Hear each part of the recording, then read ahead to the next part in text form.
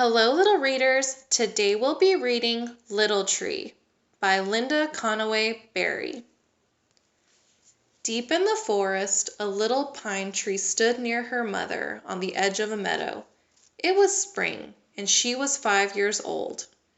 She had many brothers and sisters, some bigger, some smaller. They were scattered across the meadow. Some she could barely see for the fireweed. Most were sheltered by old fallen pines and shaded by aspen trees. Little Tree shivered and laughed. A large beetle was climbing up her trunk. It tickled.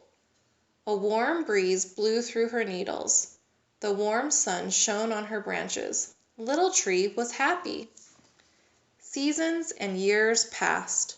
Little Tree was 10 years old. She had grown much taller, but she itched miserably. Wood mites had burrowed under her bark. Even the cool autumn winds could not soothe her. "Be patient, Little Tree," her mother said.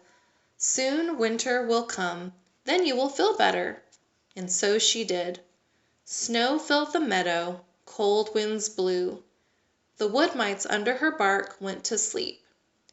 Little Tree drowsed happily, nodding to the other little pines. Spring came, and the wood mites awoke. They scratched and ate into the new wood under Little Tree's bark. She felt sick. Then one day a red-headed woodpecker stopped in her branches. Oh no! He was pecking a hole in Little Tree's bark. That hurt. "Be quiet, Little Tree," said her mother. "Woodpecker is helping you. He eats the mites under your bark. The holes he makes will fill with sap to trap new bugs. Your bark is thick and strong now. No new mites can bother you." And so it was. Woodpecker ate the wood mites and flew away. Sticky sap filled the holes.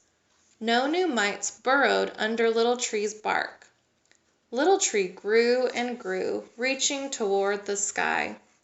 Her branches became thicker and wider. They touched the branches of her brothers and sisters in the meadow. At last the meadow was no more. On the forest floor, under her branches, ferns, mushrooms, and blackberry vines sprang up, thick as a jungle.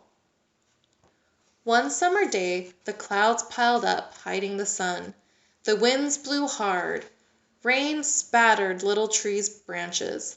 Lightning streaked from the clouds. It struck near Little Tree. Branches began to burn, sending fire from tree to tree. The wind blew hard. It blew the fire away from Little Tree. Then rain came down hard and fast.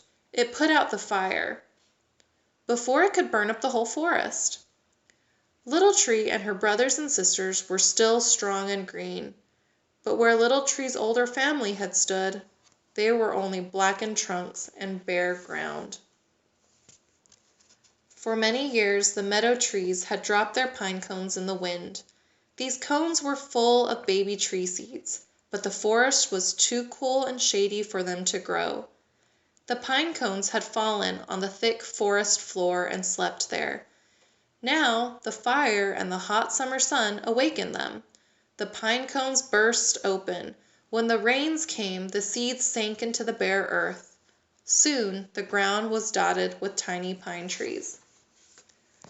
The burned pines nourished the baby trees. Fireweed filled the open ground. Aspen trees sprang up to shade the seedlings. This was a new meadow. Someday Little Tree's children would fill it, just as Little Tree and her family had filled the old meadow. That is the way of the earth.